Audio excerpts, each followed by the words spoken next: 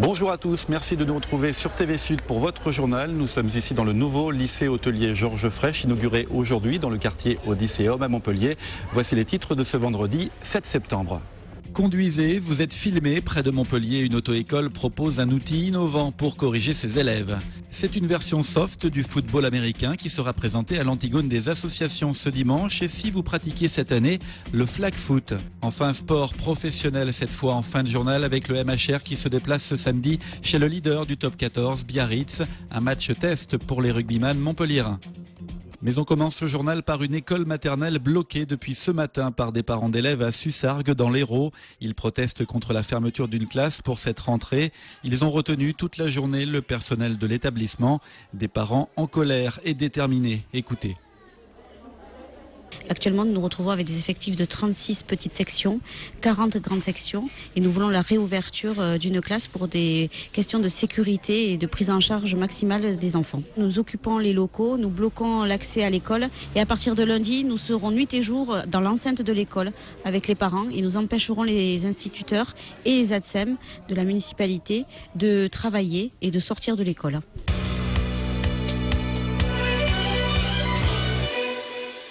Nous sommes donc dans ce nouveau lycée des métiers de l'hôtellerie et du tourisme dans le quartier Odysséum à Montpellier. C'est le vaste lycée Georges Frêche, 24 000 m². Il accueille depuis mardi 650 élèves. Ils seront 1000 à terme formés à la restauration, à l'hôtellerie haut de gamme, un lycée avec aussi des BTS tourisme, BTS sommellerie par exemple. Le président de région Christian Bourquin nous a rejoint. Bonjour. Bonjour. Cet établissement attire l'attention, d'abord par son architecture massive, mais aussi par le nom qu'il porte. Vous vouliez marquer les esprits en associant le souvenir de Georges Frêche à ce vaste bâtiment. Ici, dans ce lycée, ce n'est que de l'excellence. Et il fallait y associer un nom d'excellence d'un homme politique qui a beaucoup œuvré pour d'abord la ville de Montpellier et puis la région. L'excellence, on la retrouve dans ce lycée, précisez bien, il est professionnel. Il est, vous savez, pour ces cols bleus qui ont été tant décriés une quarantaine d'années, qui a été l'erreur de la France, c'est de dire que les métiers de la main n'avaient pas de valeur. Eh bien, on a fourni à ces métiers de la main le plus beau, ici, dans la capitale régionale, dans la partie du quartier d'extension de la capitale régionale. Parce que l'avenir, c'est le tourisme. Ici, tout parle d'avenir. L'architecture parle d'avenir. Mais également le lycée professionnel. Vous savez, c'est les métiers de la main. C'est le repas qui est fait, c'est l'accueil, c'est la main. Et c'est bien le philosophe Alain qui disait que l'homme est intelligent parce qu'il a une main, eh bien, ou des mains. Eh bien, ici, on est en train de le prouver, de le démontrer. Justement, c'est un outil au service de cette industrie touristique régionale? C'est un outil au service de l'avenir, de la croissance, de l'emploi. Et on y retrouve, oui, une de nos forces actuelles, mais surtout futures, le tourisme. Alors la demande formation spécifique restauration, hôtellerie de luxe un petit peu est un axe donc majeur de développement. On l'a vu sur la ville de Montpellier, des hôtels 4 étoiles qui s'installent. Est-ce que c'est un axe régional? Est-ce que ces étudiants qui vont sortir auront vraiment des débouchés, un métier et du travail en sortant de ce lycée? Totalement. Il faut mettre les jeunes dans les conditions de vie professionnelle qu'ils seront. Et je demande à ceux qui nous entendent ici à la télé, à votre télé, nous avons besoin dans l'hôtel qui est dit l'hôtel d'application, on a besoin de public qui viennent passer une nuit pour que ces jeunes s'exercent, pour que ces jeunes expriment leur talent, pour qu'ils apprennent. On a besoin dans les 3 hôtels d'application, c'est-à-dire on a 3 niveaux d'hôtels où on recevra du public. Ceux qui vous écoutent, nous écoutent à la télé, qu'ils viennent ici, parce qu'on a besoin d'eux comme cobayes, quoi, finalement, puis ils auront l'occasion d'être à la fois accueillis dans un niveau 4 étoiles, 3 étoiles, 2 étoiles. En fait, vous avez parlé de luxe, mais également d'approche courante. La problématique qui risque d'y y avoir, c'est que nos cuisines sont tellement d'excellence, c'est que nos jeunes, quand ils iront travailler après, ils risquent de retrouver des équipements de moins bonne gamme. Eh bien, ils demanderont justement à leur patron de s'équiper, d'aller de l'avant. C'est comme ça qu'on tirera toute notre région de l'avant. Merci Christian Bourquin. Dans le reste de l'actualité, il y a la DriveCam proposée par une école de Saint-Clément-de-Rivière dans l'Hérault. Le principe, être filmé pour progresser au volant. Un dispositif unique en France qui permet de pointer avec précision les écarts de conduite des élèves. Reportage Romain Ripoteau, Julien Fouillet et Bérénice Lemestre. Toi, si tu fais au bon moment tes contrôles, après tu as à t'occuper que de ton rond-point. Et voilà, trop tard. Le contrôle des angles morts, c'est un peu la bête noire de Thomas. Et même si son moniteur l'a à l'œil, pas facile de corriger ses erreurs. Alors cette auto-école de Saint-Clément-de-Rivière a une idée toute simple, fixer une caméra sur le pare-brise. Le dispositif DriveCam enregistre le comportement du futur conducteur et la trajectoire du véhicule, une première en France. Je cherchais d'autres solutions pédagogiques pour pas rester dans le cadre que l'on connaît tous, moniteur auto-école, etc. Et donc quand on m'a proposé ce produit-là de caméra, j'ai dit pourquoi pas, quoi, le détournant bien sûr à la base qui était conçu pour un tracker, vis-à-vis des routiers, etc. Donc nous on a réussi à détourner ça à but pédagogique.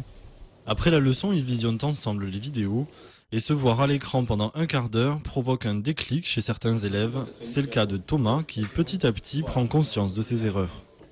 Moi personnellement c'est pour les contrôles.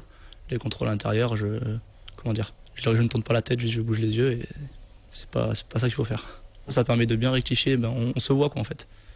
Que si on force de nous le dire, on ne retient pas tout forcément. Et là, quand on commence à le voir quelques fois, ça marche bien. Mis en place au printemps, ce système n'entraîne pas de surcoût pour les élèves.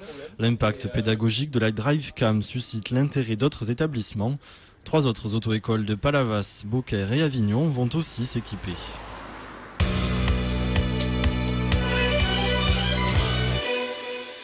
Le préfet de l'Hérault a décidé de suspendre provisoirement la récolte et la commercialisation des huîtres et des moules en provenance de l'étang de Thau. Les analyses microbiologiques effectuées dans l'étang dépassent les normes autorisées. Les coquillages récoltés avant le 3 septembre ne sont pas soumis à cette restriction. Les professionnels peuvent donc continuer à commercialiser leurs produits. Cette mesure sera levée après de nouvelles analyses qui pourront garantir la sécurité des consommateurs.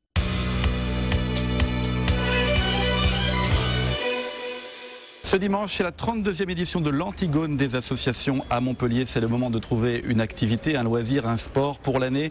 Vous connaissez sans doute le football américain et ses contacts plutôt costauds. Mais savez-vous qu'il existe une version plus soft? C'est le flag foot. Explication Alice Robinet, Charline Beauvant. Le club de football américain et sa variante le flag foot, les Hurricanes de Montpellier, est né en 2006. Il compte aujourd'hui plus de 150 licenciés.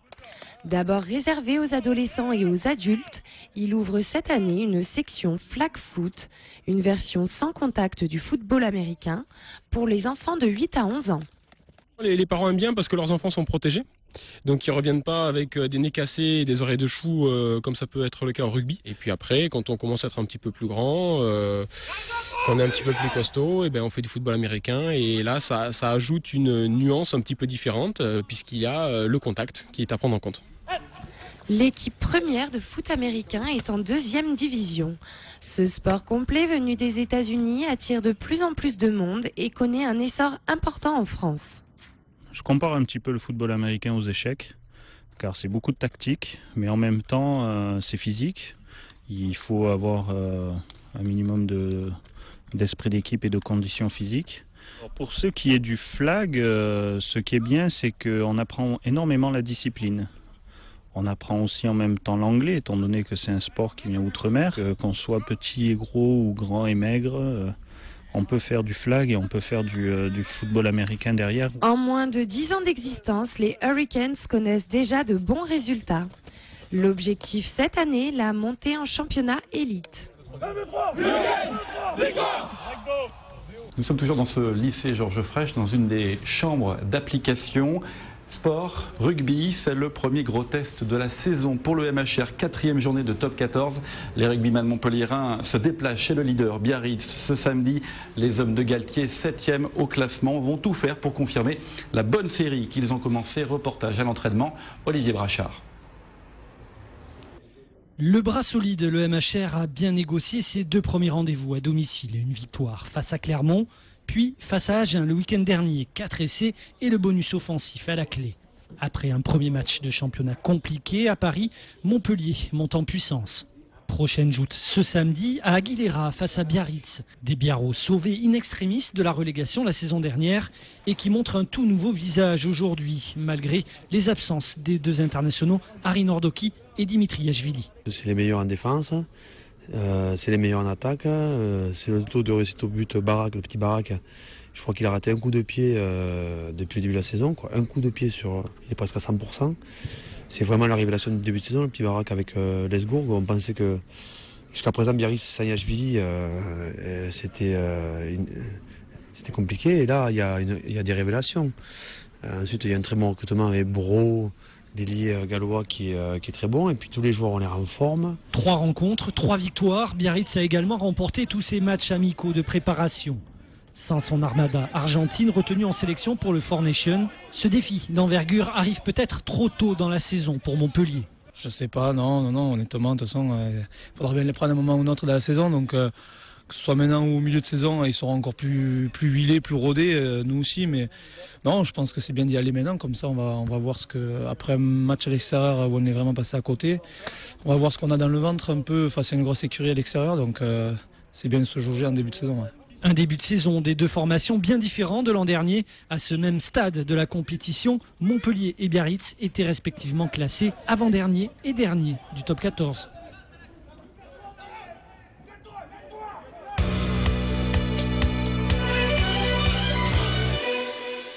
La file d'attente était impressionnante. Ils ont pour la plupart patienté depuis ce matin devant la boutique du MHSC à Odysseum.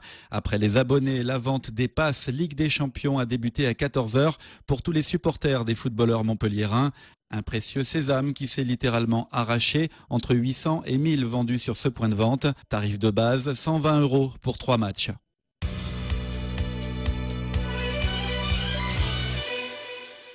La nouvelle salle des musiques actuelles de Nîmes Paloma a été inaugurée aujourd'hui avec ses 6000 m² d'espace consacrés à la musique et à la création artistique. Ses 2 salles et ses 7 studios de répétition. Tout ce week-end, vous pouvez découvrir Paloma à l'occasion des portes ouvertes de 10h à 20h.